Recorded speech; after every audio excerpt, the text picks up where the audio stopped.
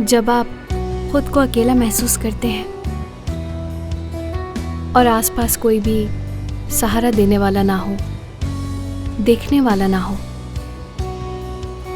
ना गले लगाने वाला हो और ना बात करने वाला हो, सिर्फ एक डायरी हो आपके पास और वही आपका सब कुछ हो।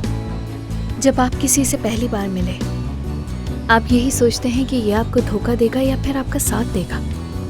आपका साथ देकर आपको अपने साथ ले जाएगा और फिर आपको एक सुलझा हुआ, बेहतरीन और बहुत खूबसूरत ख़ानदान मिल जाए, तब आपको अपना अकेलापन और ज़्यादा महसूस होने लगता है।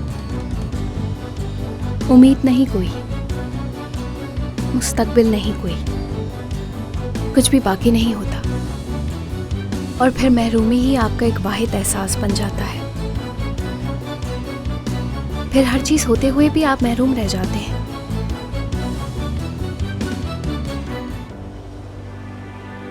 जैसे कि तुम्हारी अम्मी की कब्र पर गए, कब्र मौजूद है तुम्हें मालूम था। इसी तरह मैं भी चाहती थी कि मेरी भी अम्मी होनी चाहिए और अगर नहीं भी हैं तो कम से कम उनसे मैं